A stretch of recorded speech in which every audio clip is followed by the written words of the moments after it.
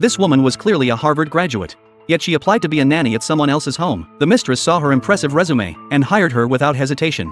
Unaware that the woman's true identity was that of a homeless person, she didn't even have a place to live, spending every day at public restrooms using the dryers. At night, she slept in a dilapidated car. Due to a prior offense, Kelly was currently on parole. That's why she had fabricated her resume. Although Kelly's resume could easily be exposed as fraudulent with a simple online check, the homeowner chose to believe her. But Kelly never imagined the homeowner wasn't as innocent as she appeared. Kelly was assigned to stay in the attic. The room itself was quite nice.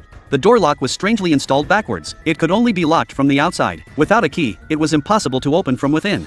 And the windows were sealed shut. Just then, the landlady, Lena, knocked and entered, bringing Kelly some fresh fruit. Kelly remarked that the room was nice, but it would be better if the windows could open. Lena immediately agreed, promising to have a repairman modify the windows. Kelly asked for a key, since the door couldn't be opened from the inside. Lena agreed, then pulled out a new phone and gave it to Kelly. She noticed Kelly's old phone was worn out, and this one would be much more convenient. The phone was linked to Lena's credit card, so whether buying groceries or filling up the car, Kelly could use it freely. This gesture made Kelly completely let down her guard. She felt incredibly lucky to have landed this nanny job. But the next morning, Kelly woke up to find she'd overslept. Panicking, she rushed downstairs, only to discover the door was locked.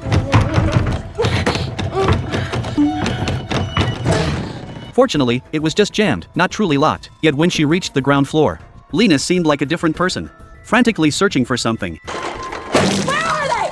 Where what? My PTA notes for the meeting tonight. They were right here on the counter and now they're not here. Where are they? I didn't see any notes. Bullshit!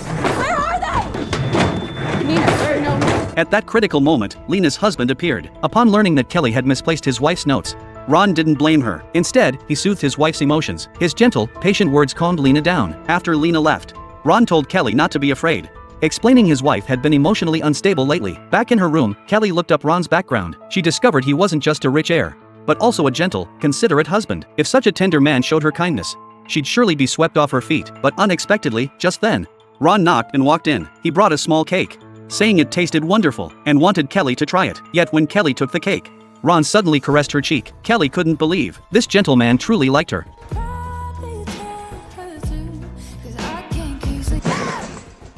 No. It was just a dream. Kelly went downstairs to make breakfast. Lena appeared behind her, bringing the attic key. As promised earlier, since it was Saturday, she could rest after finishing breakfast. Kelly reported to the community service center. As a probationary offender, the law required her to be employed and maintain a fixed residence to avoid returning to prison. Fortunately, this nanny job provided housing, perfectly fulfilling both conditions. The parole officer urged Kelly to cherish this position. If dismissed, she would be sent back to serve her sentence.